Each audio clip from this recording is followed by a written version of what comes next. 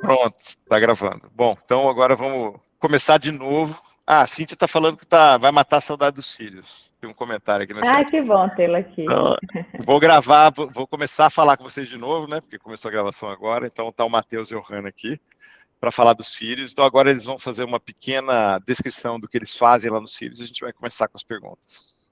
Então, quem começa? Quer começar, Hanna? Quer que eu comece? Eu acho melhor você começar, porque aí eu linko com o que você vai falar das linhas. Tá bom. Bom, meu nome é Matheus, eu sou químico de formação, sou gaúcho, me formei na Universidade Federal de Pelotas, depois fiz o meu doutorado na URGS, eu vi que a Alice é da URGS já, então já me identifiquei. Depois fiz um pós-doc nos Estados Unidos e voltei para o LNLS, onde eu estou desde 2007. Eu já tive à frente da linha de sax, que foi onde eu conheci o Walter, né, que ele fez o Sax Workbench, acho que foi a primeira vez que a gente se viu pessoalmente, e depois ele se tornou usuário cativo lá.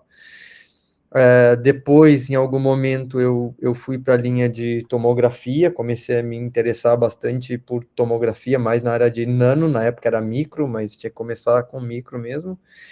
E aí, em algum momento, eu tive 2 anos e meio longe do LNLS, ainda no centro do CNPEM, eu tive lá no LN Nano, eu estava coordenando a divisão de nanomedicina e nanotoxicologia, porque quando eu tenho tempo, a minha pesquisa pessoal ela é voltada a tentar entender fenômenos de interface entre nanopartículas e estruturas biológicas. E aí eu voltei para o LNLS, então, no final de 2019, na posição que eu estou hoje, que é responsável pela divisão de materiais moles e biológicos. Nessa divisão, a gente tem hoje 5 linhas de luz. A Ohana é a responsável pela parte biológica de uma delas, né, que é a linha Imbuia, que ela vai comentar um pouquinho. Mas nós temos também a linha KTRT, que é uma linha que faz nanotomografia e estudos dinâmicos. A gente tem a linha Manacá, que faz cristalografia de proteínas de pequenas moléculas. Nós temos a linha Cedro, que é a linha que faz dicroísmo circular em proteínas, carboidratos, estruturas que tenham alguma quiralidade, e está vindo aí agora para o primeiro trimestre, provavelmente do ano que vem, a linha Sapucaia, que é uma linha de sax. E além destas 5 linhas, nós temos também alguns laboratórios, né? Nós temos o que a gente chama de Biosample Preparation Village, que é uma região onde a gente faz toda a preparação de amostras biológicas e amostras moles, né? Que é um desafio a gente medir nos cílios essas amostras. E eu estou a cargo disso aí, então hoje o meu trabalho é bem mais burocrático do que divertido fazendo experimentos, mas faz parte. Todo mundo tem que dar sua contribuição de alguma forma. Hanna, com você agora. Bom dia, pessoal. Walter, primeiramente, obrigada pelo convite, tá? É uma honra estar aqui conversando com vocês. Eu sou química de formação também, eu sou nordestina, então meu mestrado, doutorado, graduação, eles foram feitos em universidades do Nordeste. No doutorado, eu tive a oportunidade de passar 3 anos no antigo acelerador, no UVX, onde eu realizei análises e ganhei expertise na técnica de Sachs, voltado para o estudo de lipossomas, que esses lipossomas atuavam como drug delivery. Eu estou há 1 ano e meio como pesquisadora na linha Imbuia. É uma linha que ela trabalha na região do espectro, na região do infravermelho, é uma linha de baixa energia. Como o Matheus falou, eu estou responsável majoritariamente pela parte do programa de biologia, de análise voltada para esses materiais biológicos, matéria mole. E relacionado ao microplástico, é uma técnica que a gente vem crescendo bastante em relação ao uso dessa técnica e aplicação dessa técnica para análise desse tipo de material. Então, está sendo uma técnica que ela está sendo bem explorada pela comunidade de microplástico. É uma técnica que ela tem alto potencial, principalmente para identificar impactos relacionados com a saúde, impactos relacionados com o meio ambiente.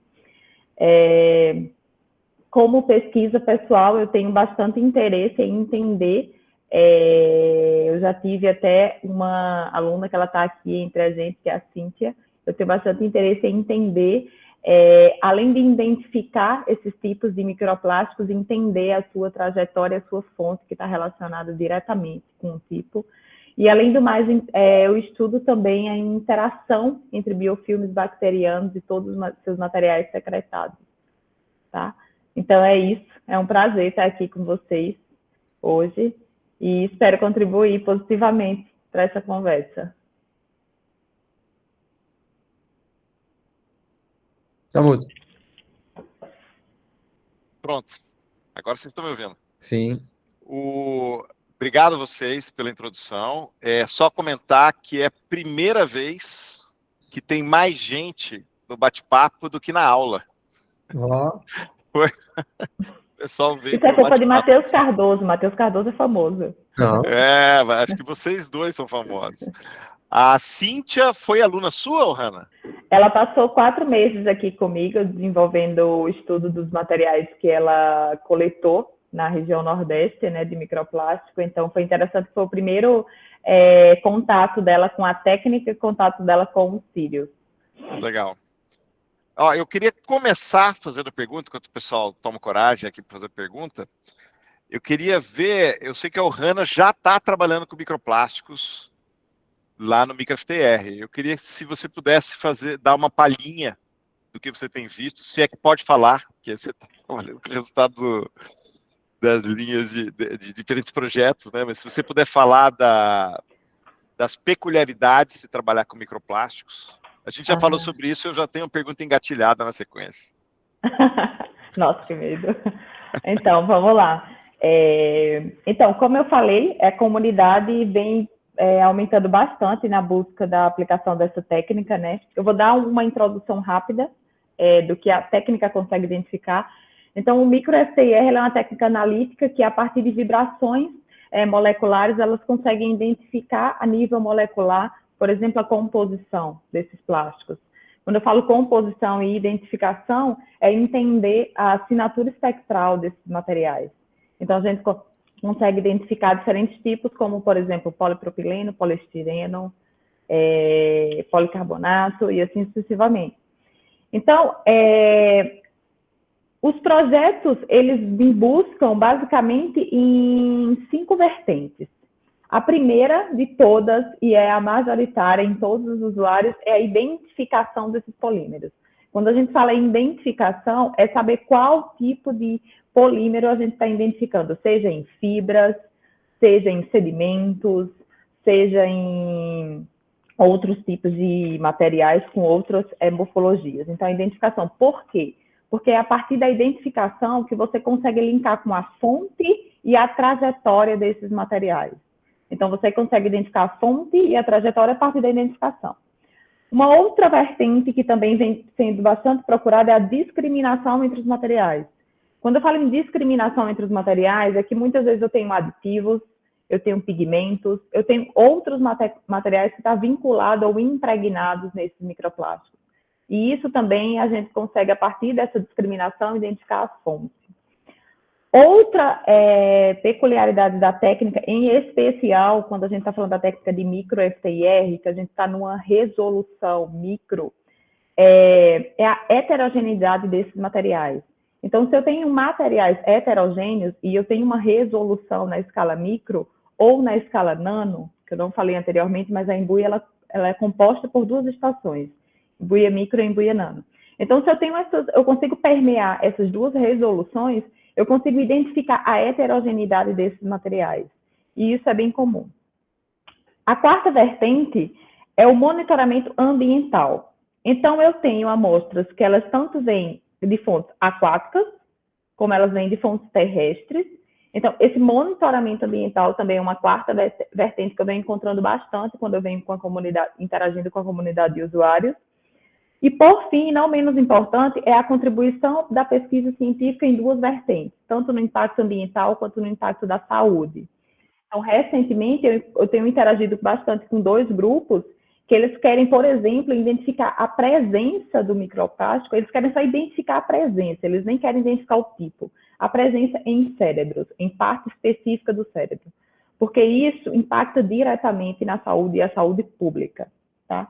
Então, eu costumo dizer que eu estou permeando essas 5 vertentes. Óbvio que não é todos os projetos que eles permeiam essas 5 vertentes, mas eu acho que, majoritariamente, a gente tem essas 5 vertentes que a gente consegue responder com a técnica de micro-STIR. O que é que eu venho encontrando? Bastante desafio nas análises, no sentido de... são análises que as amostras, elas me entendam bem, elas são amostras sujas. Quando eu falo de amostras sujas, por exemplo, elas passam por filtrações, elas passam por processos químicos, mecânicos, mas elas chegam aqui com um filtro muito poluído. Então, eu tenho que identificar, de fato, o que é microplástico e o que é derivado da ambiental, da corrente marítima, por exemplo, ou do ambiente terrestre que ela foi exposta. Então, esse é um dos desafios que eu venho encontrando. Outro desafio que eu venho encontrando também é que, para a gente analisar e usar o infravermelho, é importante que a gente esteja com as amostras nas suas condições ideais. Quando a gente vem aqui para os cílios, em qualquer técnica, é muito importante a resposta que a gente vai ter da técnica e a eficiência que a gente vai ter da técnica, ela está, digamos que, extremamente relacionada com a amostra, com o preparo da amostra. Então, é muito importante que a gente tenha essas amostras no substrato ideal e, ao mesmo tempo, a gente não interfira, né, na química dessa amostra por manipulação de preparo. Então, isso é uma linha tênue que a gente tem que atingir a técnica no 100% e a gente não pode interferir na química da amostra para ter artefatos, por exemplo. E aí, que Walter perguntou, que eu venho encontrando, são essas coisas, e uma outra questão é banco de dados. Por exemplo, eu tenho um conjunto de amostras que foram de décadas, que elas foram colhidas na região do Nordeste. E aí, quando eu vou para o banco de dados, é importante a gente mencionar que esse banco de dados ele não está preparado para amostras muito expostas ambientalmente, ou que elas... digamos que eu tenho um banco de dados para amostras cruas. Então, se eu pego um microplástico, eu tenho um poliestireno, só ele, de fato, beleza, eu vou conseguir correlacionar esses espectros. Mas lembra que eu falei da heterogeneidade? Então, nem sempre é assim. Então, eu tenho assinaturas espectrais diferentes na mesma partícula, dependendo da região que eu estou analisando. Então, esse é um desafio que eu venho encontrando bastante, tá? Nas amostras que eu coletei, eu estou montando, digamos que quantificando primeiro o tipo de microplástico. Então, PS e PP, de longe, é o que eu venho encontrando bastante. E aí, depois que a gente quantifica e identifica, aí eu vou conversar com os usuários, porque a gente vai, parte disso, linkar com a fonte desse microplástico. Então, eu acho que eu consegui dar uma boa resumida. Legal, excelente resumida, excelente resumida. Eu tenho uma pergunta muito específica, depois eu vou passar para o Matheus, que tem uma pergunta para ele aqui. Para o pessoal ter uma noção, quanto tempo leva para mapear uma membrana? Uma membrana, contando que tem quantas partículas? Porque eu tenho membrana que tem 120 partículas, eu tenho membrana que tem 90, eu tenho membrana que tem 10. A membrana, porque essa é uma dúvida que eu tenho. Quando tem poucas partículas, eu posso escolher o lugar e ir direto em cima da partícula? Posso. Tá. E aí minha dúvida é assim, se eu posso escolher, aí eu sei mais ou menos quanto tempo leva por partícula, mas se eu não posso, eu tenho que fazer um mapeamento, ou seja, ela está muito populada a ponto de demandar um mapeamento. Aí quanto tempo leva um mapeamento? Tá, vamos lá. Primeira coisa, a gente tem aqui linkado ao nosso espectrômetro. O nosso equipamento, eu costumo, sempre que eu apresento ele, dizer que ele é dividido basicamente em 2 partes, tá? Então, primeiro eu tenho o espectrômetro convencional, que é o microscópio, que é o espectrômetro onde eu consigo fazer análise por ATR, que eu acredito que é de conhecimento de vocês. Nessa análise por ATR, eu tenho um cristal de diamante basicamente com 3 milímetros de diâmetro. Então, ali é extremamente desafiador e é o que realmente nos artigos passados eles vinham fazendo, que você tem que pegar partícula por partícula e colocar nesse cristal. Uma outra parte do equipamento que a gente tem disponível aqui na linha de luz, que é o microscópio, eu tenho algumas lentes. Eu tenho 2 conjuntos de lentes com aumento de 15 e 25 vezes. Essas lentes me permitem ter field of view. Então, eu tenho, por exemplo, um field of view de 400 por 400 microns. Então, eu consigo pegar uma boa região do meu filtro, mas eu consigo ir restringindo esse field of view. Por exemplo, quando eu aplico a alta magnificação, eu restringo para 70 por 70 microns. Então tá, eu consigo pegar partícula por partícula se eu quiser. Essa análise ela pode variar de 20 a 40 minutos. Em relação ao mapeamento, eu estou tendo bastante dificuldade de mapear filtros de microplásticos. Por quê? Porque geralmente são fibras ou são sedimentos que eles têm alturas variadas. Então, se eu seto o meu equipamento para ele varrer essa membrana ou esse filtro, e eu tenho alturas variadas, eu tenho um fenômeno chamado espalhamento difuso, quando eu estou analisando o infravermelho. E isso interfere na qualidade do meu espectro. Então, interfere a ponto de eu não ter a assinatura espectral da minha partícula, tá? Eu tenho um artefato muito grande. Então, quando eu preciso, de fato, mapear o filtro, eu preciso prensar esse filtro para que eu tenha essa altura extremamente uniforme, para que eu não tenha artefato de medida. E você prensa com pressão só ou põe calor? Não ponho calor, porque eu sei que isso interfere, claro, principalmente na física e na química do microplástico. Eu prenso só com força mecânica, tá? Eu tento, fazer uma... E óbvio que... E aí tem outras peculiaridades. Muitas vezes eu recebo microplásticos de anos, e quando eu prenso ele quebra. Então, é outra dificuldade que a gente tem também. Então, é um balanço. Então, assim, análise partícula por partícula, 20 a 40 minutos. Se eu quero fazer um mapeamento, aí a gente vai para o entorno de 3 horas, cada membrana, cada mapeamento. Legal. É importante saber porque quando você entra, que é a pergunta do Matheus com H, não o Matheus convidado, o Matheus aluno, que é como fazer o pedido. E no pedido você tem que ter uma noção do tempo que você vai gastar lá.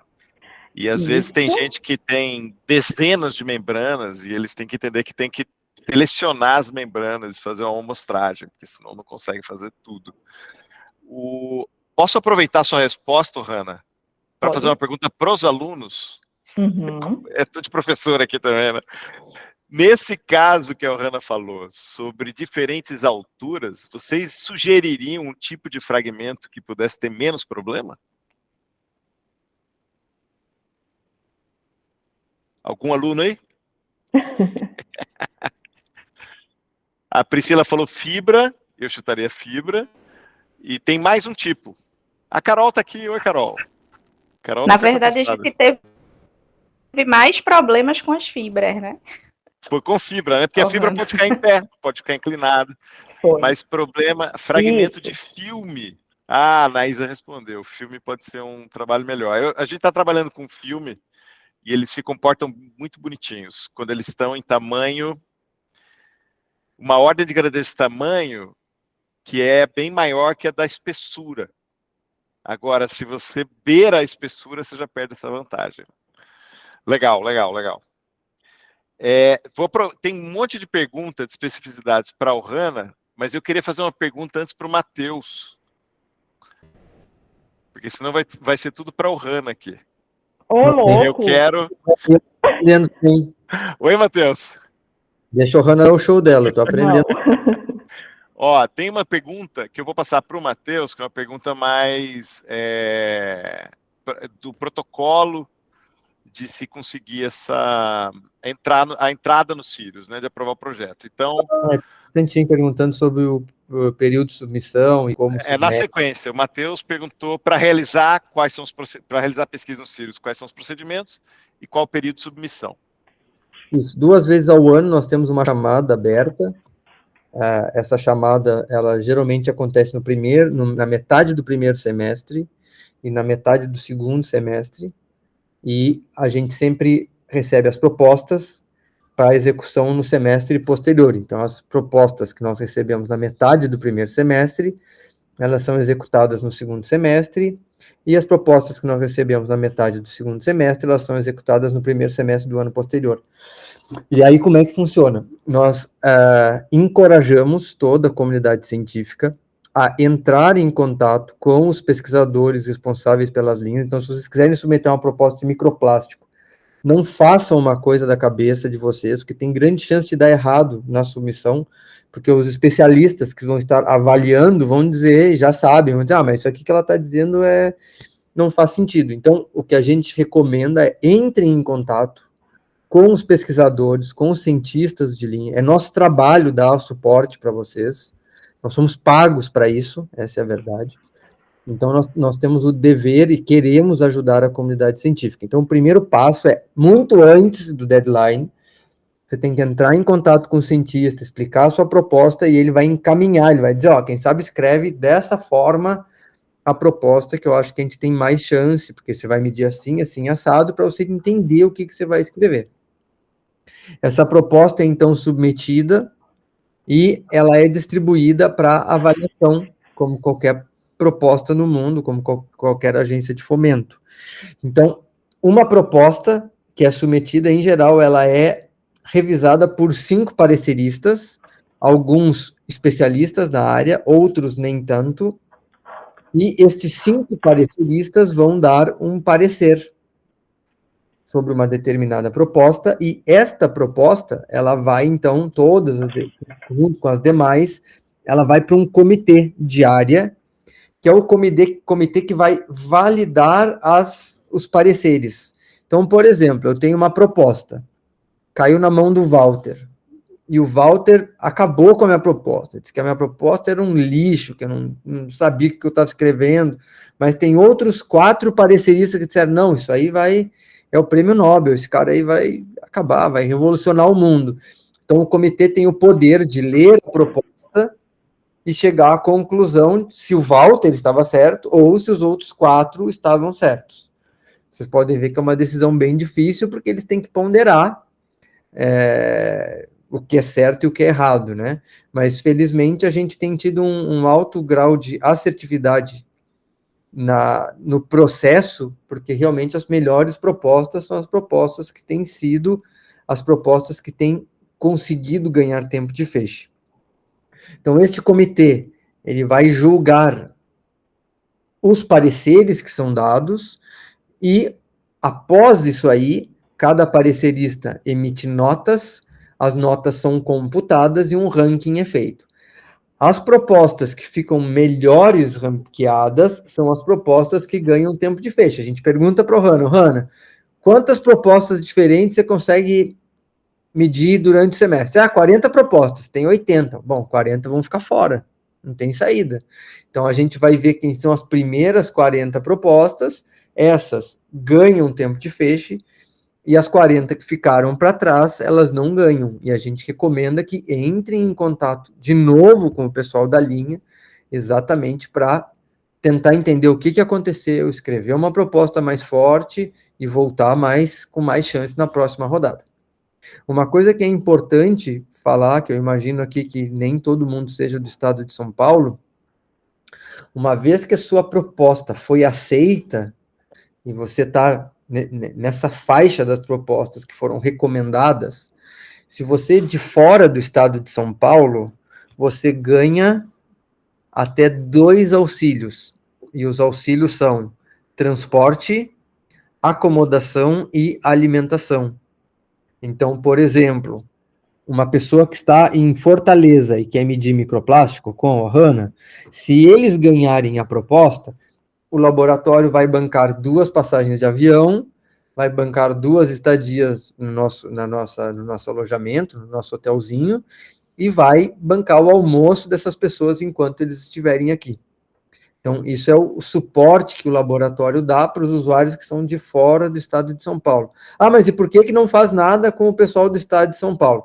Não faz nada porque o pessoal do estado de São Paulo tem um acordo com a FAPESP, que a FAPESP já dá reserva técnica para os pesquisadores principais, e essa reserva técnica ela pode servir tanto para os alunos como para os professores virem fazer as medidas aqui.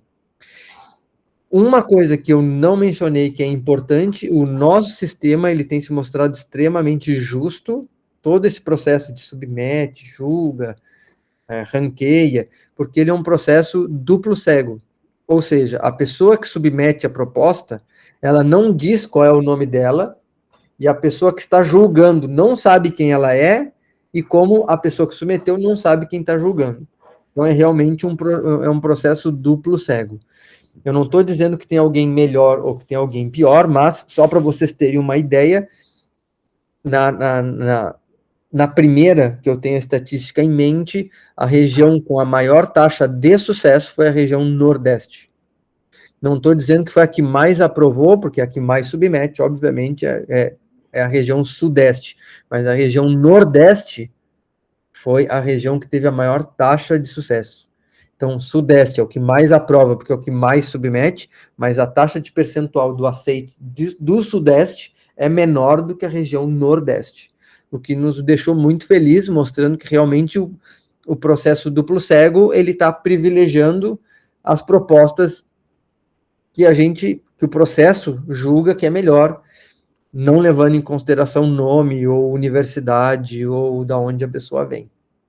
Tá? Então, Legal. acho que nisso eu acabei respondendo, pelo menos o que eu vi que estava no chat. Tem uma agora aqui, ó. Tem critérios, acabou de chegar, tem critérios específicos para que uma proposta seja forte? Então, o que o comitê olha, basicamente, existe um caso científico, tá? Isso é o que mais pesa. Então, você conseguir vender o seu caso científico. Então, a Ohana, por exemplo, acabou de citar um estudo que provavelmente vai ser realizado na Embuia, que é a detecção de nanoplásticos em cérebro humano. Vocês têm ideia do quão apelativo e importante é isso aí? Ah, mas não tem relevância médica, vocês vão pegar 20 cérebros e vão encontrar em 1 ou 2, mas vocês têm ideia que se os caras, e são cérebros da cidade de São Paulo, vocês têm ideia o que isso impacta do ponto de vista de saúde coletiva? Então, você conseguir vender o seu trabalho e a sua hipótese, isso é o que mais pesa, disparado. Em segundo lugar, o que aí é o comitê mais de área que vai olhar se faz sentido. Tá? Então, óbvio, que se chegar uma pessoa e diz assim, eu vou medir 550 fatias em cada cérebro, são 300 cérebros, eu quero medir na Embuia em 2 dias. Não dá. Por mais relevante que seja, isso é um experimento que não é factível para nós. Então, por isso que é muito importante, antes da submissão, falar, se for para Embuia, a pessoa que é Ohana, se for para Cateretê, as pessoas da Cateretê, se for, entende? Cada linha de luz tem o seu ponto de contato para a temática, é mais ou menos dividido. Então, isso é muito importante, porque se você consegue vender o seu problema científico, é importante que você não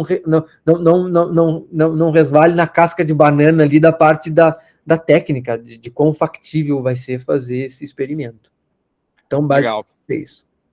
Matheus, última coisa, só porque eu acho que os alunos precisam ouvir isso, e depois eu vou para o Ohana. O aluno que tem interesse, ou a pessoa que está aqui ouvindo a gente, que tem interesse em ir para os Sirius e começar essa conversa com o cientista de linha, ele tem que saber alguma coisa sobre a física envolvida na técnica, ou a ciência envolvida na técnica analítica, ou até no Sirius, o quanto ele tem que saber sobre os Sirius para poder começar uma conversa? Ele precisa saber tanto quanto eu sei de canto gregoriano, nada. Perfeito, é isso. Legal. O pessoal fica muito inibido.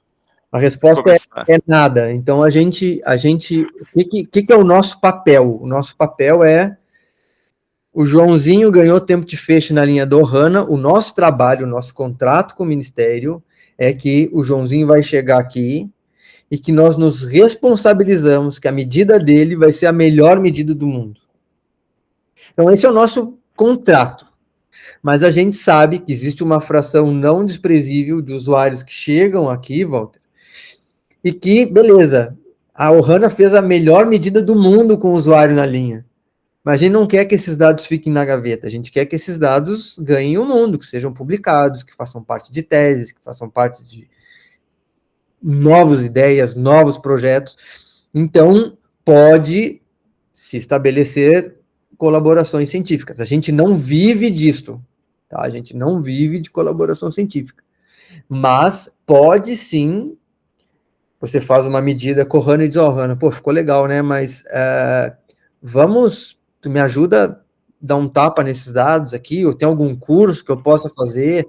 Porque a gente acaba tendo várias escolas, até aproveito para fazer aqui propaganda de uma escola que a gente faz anualmente, que é a Escola Ricardo Rodrigues, a Escola de Síncrotron Ricardo Rodrigues, onde a gente vê o fundamento de todas as técnicas. E ano que vem, a gente vai ter uma escola FAPESP de Síncrotron, tá? Que vão ser 100 alunos, 50 do Brasil, 50 de fora. Então, no meio do ano, se eu não estou enganado, em julho, acho que a gente tem uma, que é a Escola Ricardo Rodrigues. Quando é? Julho, Rana? Quando é a coordenadora? Julho, dia 15. Isso. Começamos. Dia 15 começa, e depois nós temos em setembro uma escola FAPESP. Então, o cara que quer aprender, não tô tirando a nossa responsabilidade, Walter, mas o cara que quer aprender, ele sim tem a opção de se desenvolver. Eu sou um desses exemplos. Eu era usuário, como você é usuário, e chegou uma hora que eu digo, não, eu quero fazer as minhas coisas, e comecei a me desenvolver. Então, tem várias formas, mas o quanto precisa saber, a resposta é nada. Essa é a resposta. Legal. Obrigado, Matheus. Nada. Passa para o Rana agora, que o meu computador, eu tinha 80% quando a gente começou, e ele está com 5%. Então eu vou ter que não. o carregador aqui já. Já ia para o Rana mesmo. O Rana, ó, tem as perguntas do pessoal aqui, ó. Já vou começar. São duas que eu acho que podem responder juntas, a do Rodrigo Melo e a Raimara Gomes. A minha pergunta é justa... Oi. Perdão, desculpa, é porque como eu... É só para aproveitar que o Matheus havia comentado algo, eu queria só reforçar, eu acredito que a Ohana pode até me responder nesse reforço no que ele comentou. Posso? Fala. Pode. Obrigado, professor. Assim, a respeito, então, no caso, se nós temos alguma proposta, a recomendação seria que, por exemplo, na minha instituição, aqui na UFSC, nós temos uma proposta que a gente quer submeter no Sirius. Então, no caso, seria interessante que a gente entrasse em contato com o responsável da linha? Seria isso, no caso? Isso, vocês têm a pergunta científica, né, o caso científico, então, a primeira recomendação é que vocês entrem em contato com o staff da linha, tá? Geralmente no site a gente sempre mantém os contatos atualizados, então vocês entram em contato com o staff da linha, conversem sobre o caso científico, e a gente vai orientar sobre alguns detalhes técnicos, e até pode ser que sobre algumas melhorias na escrita do desenvolvimento, por exemplo. Então, o primeiro tópico é esse, eu acho, o primeiro passo. Obrigado, Ohana. Obrigado, professor. Respondido? Legal. Agora, a pergunta aqui do Rodrigo e da Raimara. O Rodrigo perguntou, a minha pergunta é justamente nesse contexto do preparo das amostras. Ela mandou isso quando você estava falando das amostras. Já existe algum protocolo? Como preparar as amostras adequadamente? E na sequência, a Raimara perguntou, também tenho dúvidas sobre o preparo de amostras. Aí acho que é mais específico. Qual seria o substrato ideal? Existe uma membrana específica? Tá, vamos lá. Não existe um protocolo padrão para todos os tipos de amostra, porque mais do que vocês estão aqui na disciplina de microplástico, vocês sabem que o microplástico é um universo muito heterogêneo. Então, quando eu falo heterogêneo, é tanto de composição quanto de morfologia de partículas e tipo de partícula. Então, um protocolo padrão no preparo de amostra nós não temos, mas nós temos alguns requisitos ideais dessas amostras para que elas obtenham boas medidas. Então, por exemplo, o primeiro requisito é o substrato. O substrato ideal, quando a gente está trabalhando com a técnica de infravermelho, é que o substrato ou reflita mais que 95% do nosso feixe, ou ele transmita, seja transparente ao infravermelho, mais que 95% também. Por quê? Porque aí eu já elimino um fator, que é perda de radiação. Então, o substrato que ele vai me refletir 98% do meu feixe é substrato recoberto com ouro. Então, aqui, a gente tem a prática que a gente pega wafers de silício e eu mando fazer sputter de ouro, né? Eu faço uma camada de 100 nanômetros, eu faço aqui no CNPq mesmo, e aí eu disponibilizo esses substratos para os usuários. Até eu envio para eles já querem trazer a amostra preparada, eles já trazem preparado. Esse substrato de ouro, eu sempre uso pelo método de reflexão. Então, eu tenho aqui a minha amostra, né? O feixe, ele vem, ele interage com a minha amostra e ele é refletido para o detector, tá? Um outro método de análise é o transmissão. Então, o meu feixe, ele atravessa a minha amostra. Para esse método, eu preciso ter o substrato que seja transparente, que aí pode ser fluoreto de bário, fluoreto de cálcio, que também são substratos que a gente tem disponível na linha de luz, mas são substratos que eles são mais caros. Então, a gente pensa bem na análise e pensa em quanto que a gente vai ganhar em qualidade para a gente realizar esse método, tá? Mas é um método possível e a gente também tem disponível. E aí, tem outros tipos de filtros que está sendo bastante estudado pela comunidade de microplástico, eu já recebi alguns aqui, que é filtro de celulose, filtro de inox e filtro de silício, tá? Todos esses filtros, eles não são 100% compatíveis com o infravermelho, mas eles chegam a ser, digamos que 60% melhores que os filtros que são mais usados por vocês, que são filtros de fibras de vidro, o famoso GFF, tá? Por quê? Porque eu perco muita radiação quando eu estou usando o filtro GFF, ele absorve muito, tá? Então, em comparação com os filtros mais utilizados por vocês, então esses outros filtros, eles ainda estão ganhando. Então, protocolo padrão. Assim que ela veio aqui, ela passou 4, 5 meses aqui comigo, e ela trouxe todos os materiais dela em substratos de filtros GFF. Então, a gente começou as análises, e aí eu observei, medindo os filtros puros, que eu estava perdendo em alguma região espectral informações que poderiam ser decisivas para eu identificar a assinatura daquele microplástico. E aí, ela foi na lupa e ela transferiu partícula por partícula para o substrato de ouro, tá? E analisou.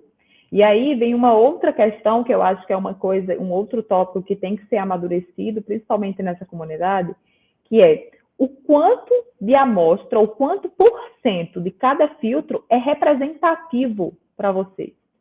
Porque não é porque vocês têm vários filtros e vocês têm filtros com 120 partículas que vocês precisam medir essas 120 partículas. Então, uma coisa que eu acho que a gente, enquanto comunidade, tem que discutir bastante é a representatividade desses dados em quantidade, porque isso influencia muito no bin time que vocês vão ter aqui, até em qualidade. Porque se vocês têm um número muito certinho de análise que vocês querem medir, vocês podem demandar tempo no preparo de amostra. E aí, se vocês preparam essa amostra de forma ideal e em substratos ideais, então vocês vão refletir na análise. Então, vocês vão ter essa análise no nível mais elevado. Vocês conseguem levar, por exemplo, a técnica para o estado da arte, se essa amostra for 100% compatível com a técnica. Então, em protocolo e padrão, eu diria que, atualmente, a gente tem que focar em substratos ideais, tá? Para a amostra. Uma coisa que também é muito importante é o processamento que você faz para trazer. Então, eu acho que as amostras, o quanto mais limpas elas estiverem no filtro, que a gente consiga identificar e fazer uma varredura legal, isso é um protocolo também. E uma outra coisa que eu acho que é muito importante no caso de vocês também contatar o estafiante, é exatamente isso. Vocês me falarem em que substrato estão essas amostras.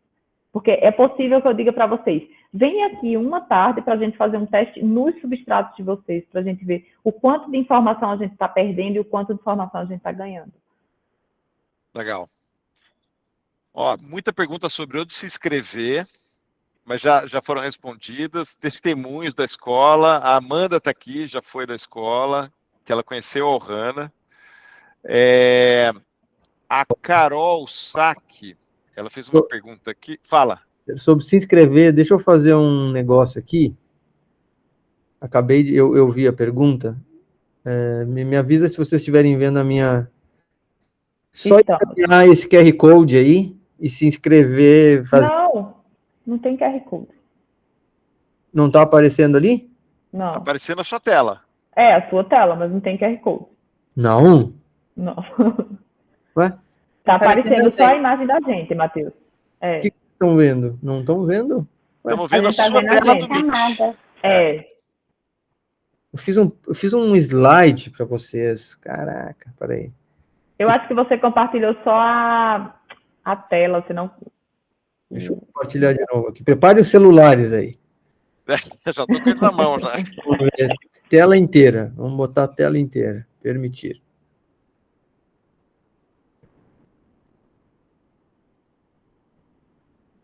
E agora, vocês estão vendo? A tela do Meet. A tela do Meet? Não estão vendo o meu PowerPoint? Quer mandar no meu zap? Não. Naquela conversa que a gente tem lá? Mando. Matheus, quando Oi. você compartilhar a tela, seleciona a apresentação que você tá tentando mostrar, porque aparece só o seu Meet. Mostra pode ser. Tá, vou selecionar o PowerPoint aqui, vamos ver.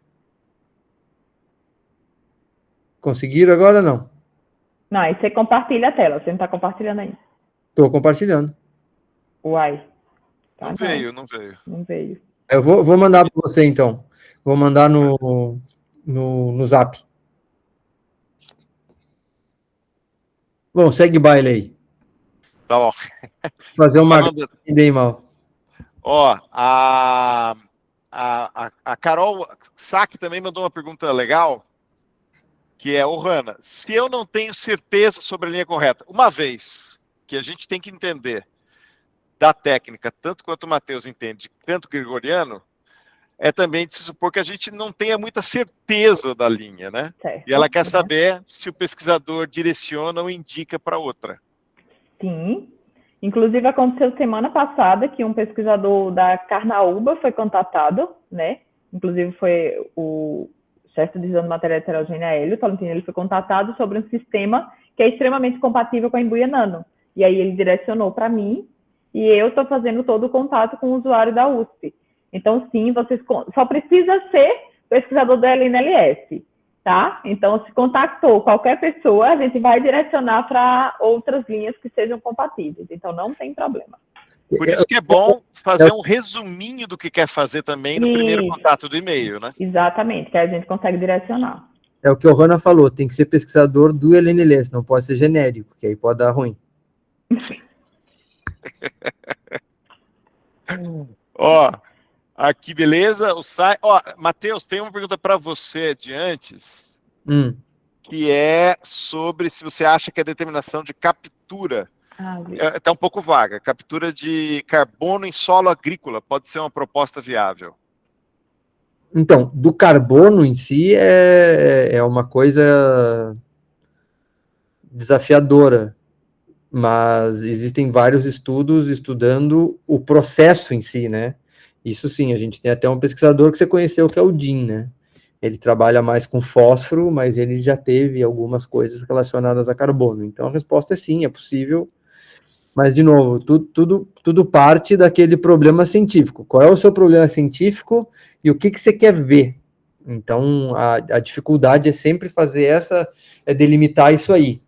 Porque, o meu objeto de estudo é um elefante, eu preciso saber a posição atômica do elefante. Mas para que você precisa saber? Você não precisa saber a posição atômica do elefante. Você precisa saber se o elefante tem uma tromba, ou você tem que saber se a orelha está de abano, ou se o coração está batendo, mas você não precisa saber a posição atômica. Então, isso é uma das dificuldades que a gente vê quando o usuário chega aqui, né? Porque, mas o Sirius dá para ver átomo. Dá, mas você não precisa ver átomo, entende? Você tem que conseguir delimitar bem o seu problema e o que é que você quer ver. Então, a resposta é, dá para ver a captura de carbono? A resposta é sim, depende. Não. Por quê? Porque tudo vai depender da pergunta. A gente, como eu falei, tem o Jim que faz atividades muito similares a essa e que funciona muito bem, né? Ele tá voando. Legal. Eu queria aproveitar uma fala do Matheus para ressaltar uma coisa aqui e depois passar para a próxima pergunta, que é sobre custo.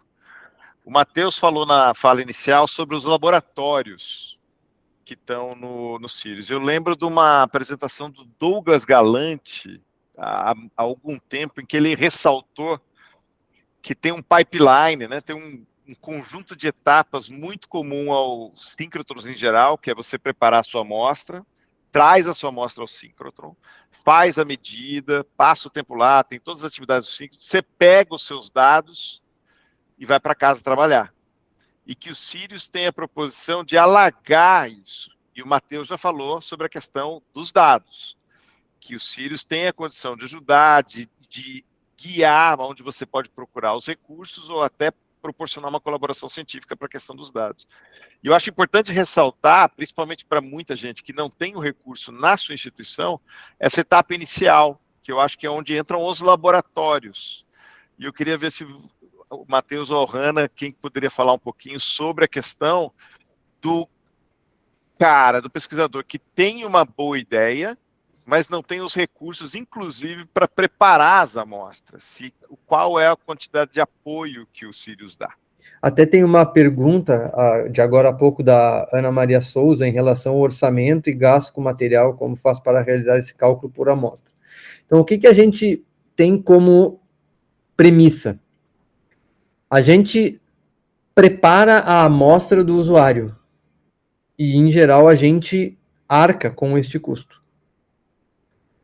O preparar a amostra do usuário é preparar e compatibilizar para o síncrotron. Não significa que, se você quer coletar microplástico lá no meio do oceano, que a gente vai fazer isso para você. Não.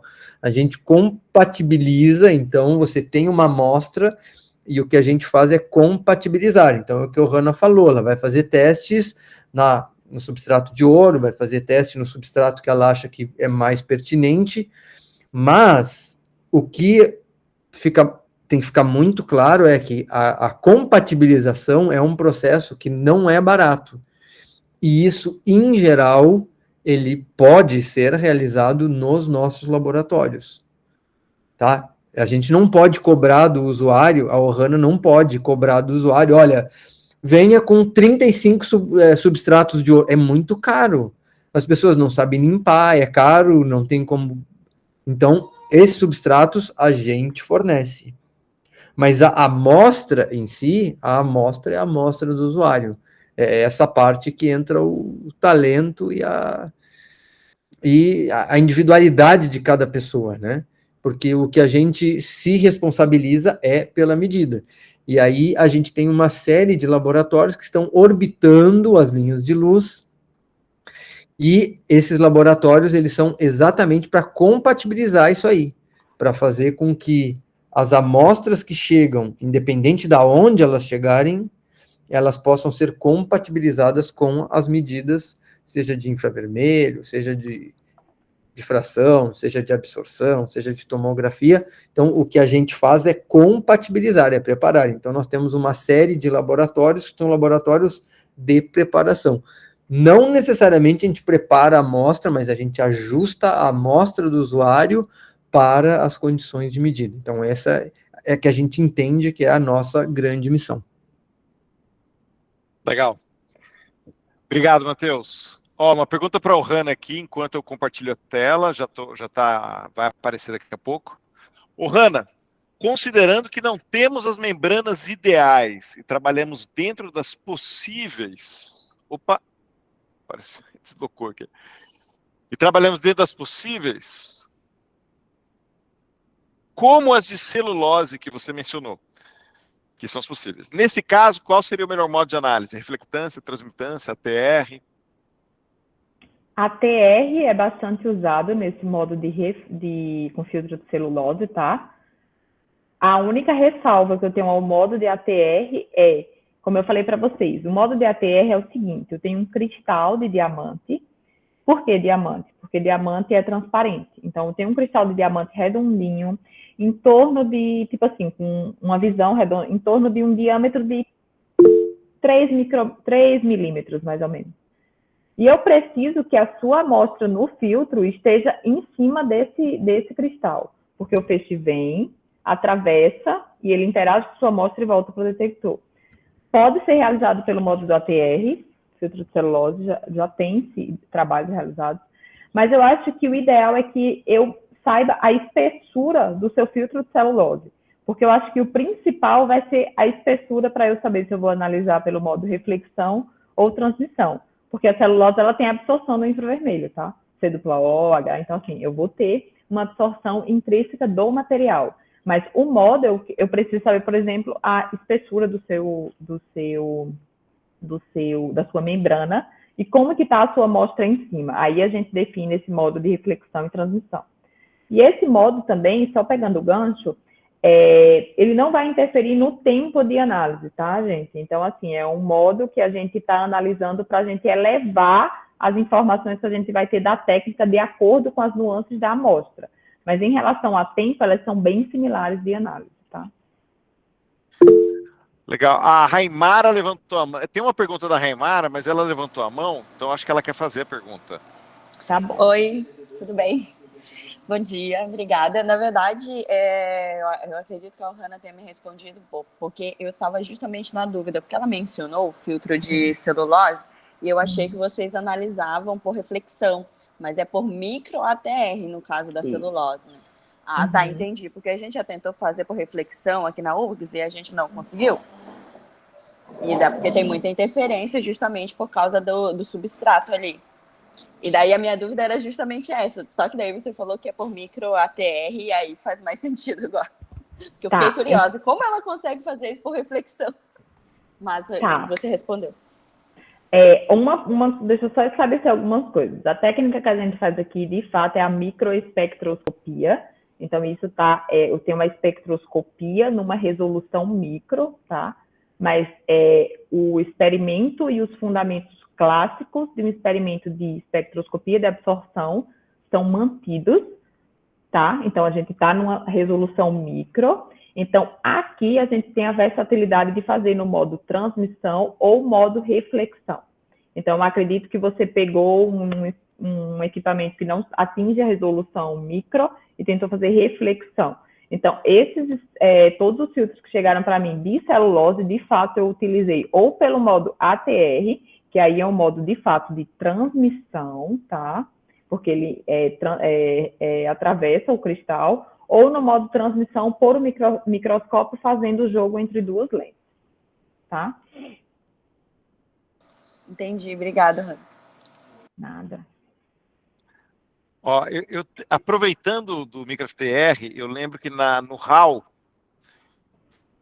eu acho que o Matheus, quando foi apresentar... a Bruna mandou no chat para vocês assinarem a newsletter também, acho que é o link do QR Code, para quem não conseguiu pegar, que eu já parei de compartilhar. Mas o Matheus, eu não... Na hora que o Matheus falou, eu não peguei muito bem a informação. E eu não lembro se estava falando do MicroFTR, que era se o MicroFTR ele estava recebendo a luz do síncrotron para ele migrar para o nano FTR. Vocês têm alguma novidade sobre isso? O micro, por enquanto, ele está operando com uma fonte térmica, e com luz síncrotron a gente está operando o nano. E o pessoal está lutando para levar a luz síncrotron para a estação micro. Então, essa é a informação. Acho que eles têm até novas rodadas de comissionamento agora em dezembro, exatamente para otimizar. Porque é um pouco diferente do que é um equipamento, né? Que a gente chega lá, aperta um botão, tudo funciona. Não, a gente tem que quebrar a cabeça e fazer uma série de melhorias, às vezes funciona, às vezes não. A gente tem, por exemplo, a linha Cedro, que é uma linha que, em teoria, não era para dar nenhuma dor de cabeça, já era para estar fazendo experimentos com luz síncrotron há 1 ano, e a gente, até agora, tem se batido bastante, então isso é uma coisa normal, e às vezes a gente faz alguns desvios, faz algumas opções, olha, vamos fazer tal coisa, vamos fazer... por exemplo, a Cedro, o problema todo, posso deixar claro aqui, não tem por que esconder, tem uma janela de safira, que o feixe vem e ela tinha que ter um desvio de 0,1 grau, que é basicamente não mexer no feixe. E ela tem que ter esse desvio para não ter cavitação e perder intensidade. Só que a companhia nos mandou 1 grau, então o feixe desviava e saía do caminho. Até a gente descobrir isso demora 6 meses. Aí descobriu, aí o que fez? Bom, tinha uma outra janela, então cola uma +1 e uma -1. Aí beleza, passou. Bom, mas agora a intensidade está muito baixa. Será que é porque tem 2 janelas? Então, é um quebra-cabeça que a gente vai jogando diariamente, né? A gente vai brincando de detetive com amostra, feixe e medidas, e a gente vai quebrando a cabeça. Mas a estação micro ainda não recebe, já recebe o feixe síncrotron, mas ainda não opera com feixe síncrotron, e a nano já está operando regularmente com feixe síncrotron. Legal. Aproveitar que você falou do Cedro, vocês receberam na KTRT, Manacá, Cedro, Sapucaia, mostras com microplástico, com poluição plástica ou qualquer coisa interfaceada, para dar um flavor aí para gente do que tem aparecido? Ou é novidade? Eu acho que a Cateretê tinha. Acho que a Cateretê teve uma proposta de microplástico. Legal. Que é de nanotomografia, ou microtomografia. É a de nanomicrotomografia. Mas aí eu acho que eles queriam ver microplástico em algum ambiente, se eu não estou enganado. Ou seja, tem possibilidade de levar um órgão ou um indivíduo para ver o posicionamento do micro ou do nanoplástico sem destruir o Mas cara eu que está segurando. Não era em um órgão, acho que era mais em fibra. Tá, eu acho em fibra? Ok. Eu acho que era, se eu não estou enganado, era microplástico. É que eu não sei os termos da área, vocês me desculpem, aí não me matem. Eu acho que era microplástico adsorvido em celulose. E eles estavam tentando fazer tipo um 3D disso. Legal. Ou seja, todo mundo já sabe agora as possibilidades que tem de levar para a linha. E aí acabou, não, se eu não estou enganado, não funcionou muito bem, porque a amostra que foi trazida não era uma amostra que era ideal para fazer as medidas. Então, por isso que a preparação da amostra ela é sempre muito crítica. Então, se a gente for comparar a embuia hoje com o resto das linhas, para a comunidade de microplástico, a embuia está anos-luz à frente das outras linhas. Por quê?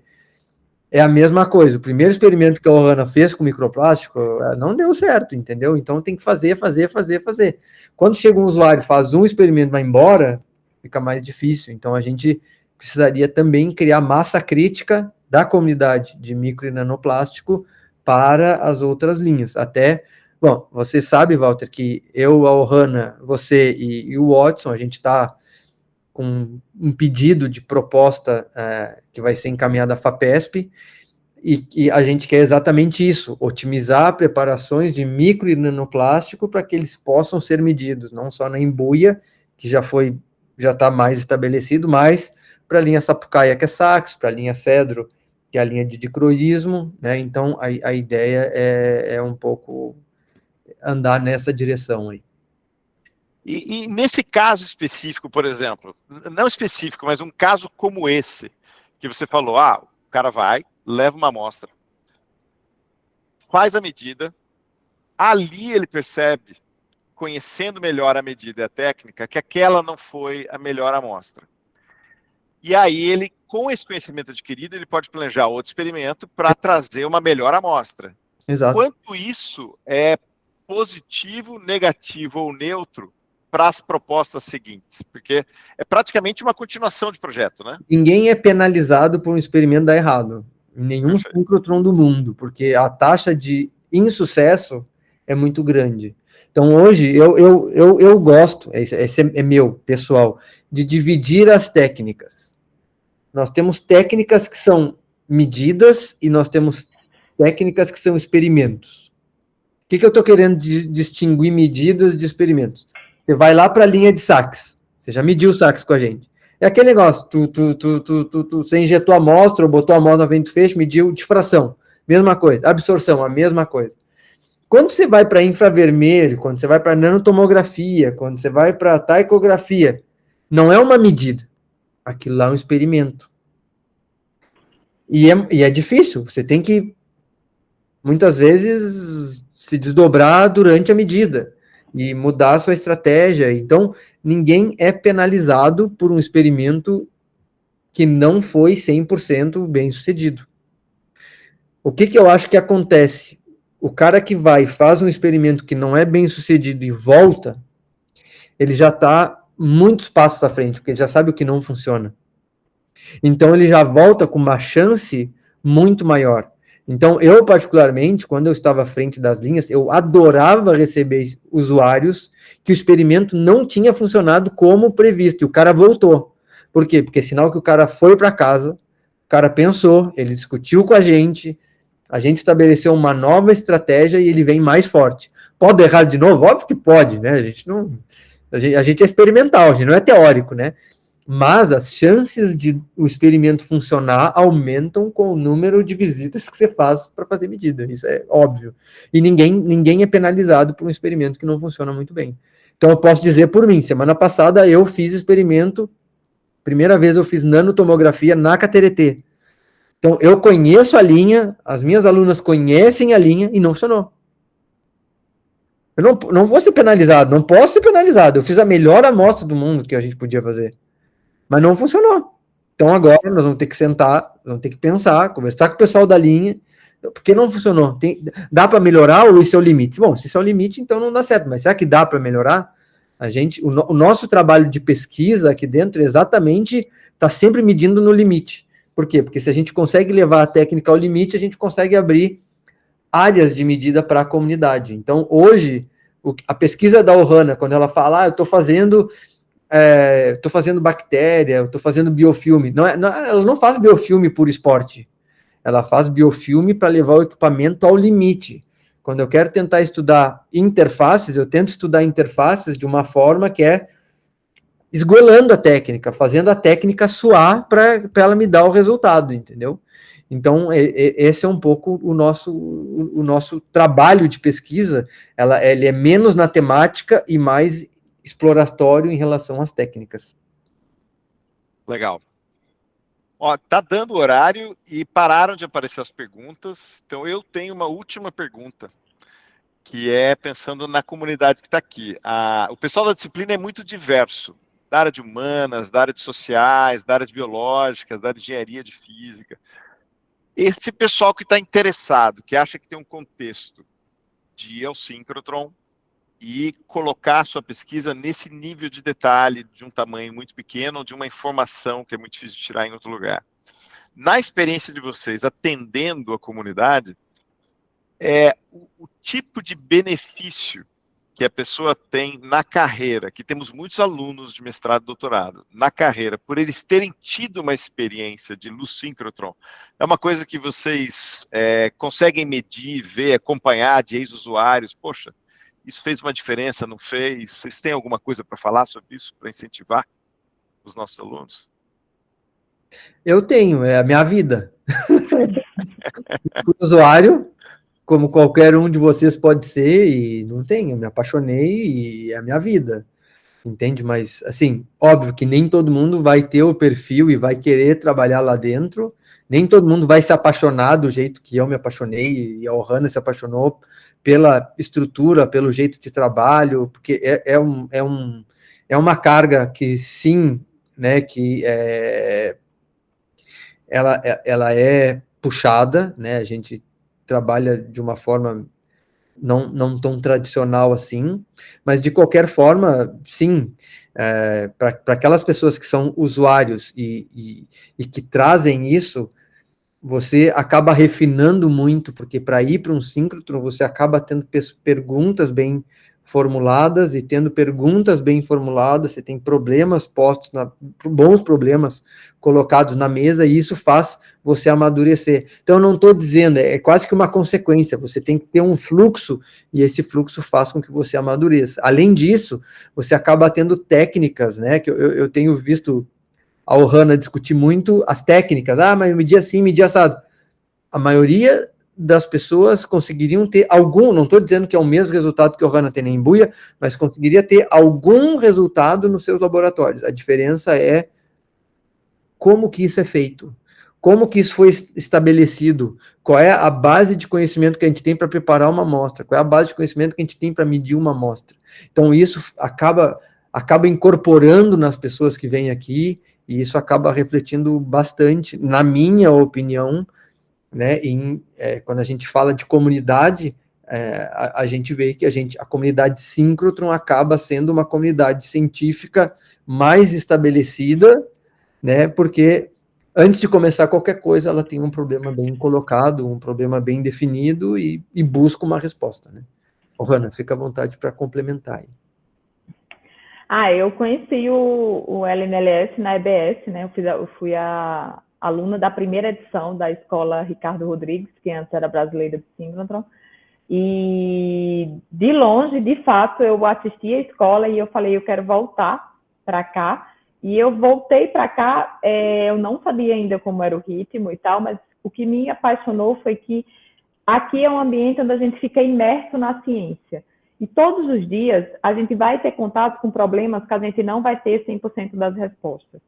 Mas aqui a gente consegue, pelo menos, saber onde é que a gente vai buscar essas respostas e a gente consegue ter o sentimento que a gente está construindo um conhecimento com base sólida diariamente. E quando eu vim para cá, eu fiquei 3 anos e o que me apaixonou também no doutorado, eu já comecei a ter contato com a comunidade de usuários, é que a multidisciplinaridade. Então, quando perguntam para mim, nossa, mas como você encara o atendimento de usuários, você sendo química e responsável por uma área biológica super diversa? Para mim é muito fascinante eu atender uma pessoa que quer identificar um microplástico em cérebro hoje e amanhã eu atender uma pessoa que quer medir fungo, raízes, hifas e sucessivamente. Porque essa multidisciplinaridade, ela enriquece e ela tem um outro fator que, pelo menos para a gente, como atendimento ao usuário, é muito importante, que é a gente sempre tem que estar aprendendo e sempre tem que estar estudando, porque vem os casos mais diversos possíveis. Então, assim, quando falaram para mim, síncrotron vicia. Mas a gente apaixona mesmo também, viu? Legal. Alguém que tem mais alguma pergunta?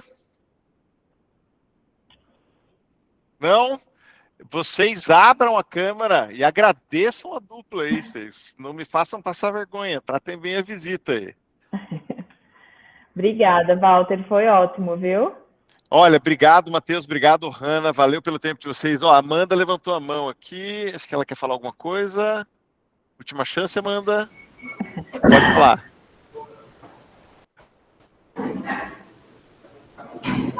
Amanda? Foi engano. Ela disse que foi engano. Foi engano, então tá bom. Não, mas eu apertei sem querer aqui, fui apertar o de parabéns, queria agradecer. Tá bom. Obrigado. Obrigado, viu? Valeu, Obrigada. pessoal. Bom revê-lo. Obrigada.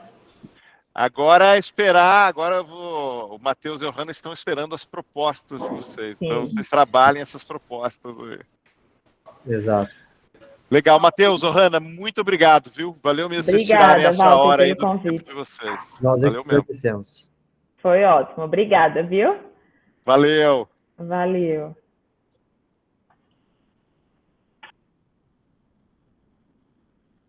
Parando a gravação. Vamos lá. Walter, você tem 2 minutinhos? Tenho sim. Espera aí. Eu acho que essa conversa vai sair na gravação. Espera aí. O meu computador está muito lento, eu corto depois. Eu apertei o parar a gravação já, mas ele está pensando se ele para, se ele não para. Você quer falar numa conversa nossa, Matheus? Sim, se possível, sim. Tá bom. Você quer fazer no WhatsApp ou faço um link? Acho que um link pode ser. Tá bom, te mando no WhatsApp, então. Beleza, valeu. Até mais.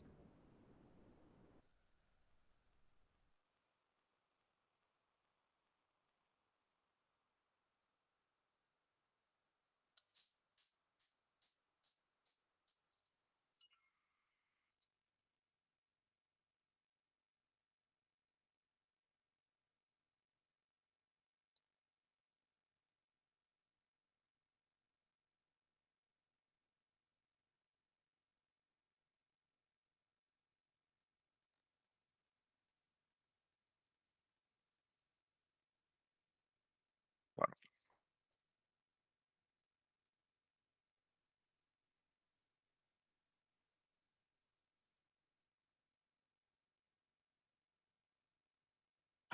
Deu certo.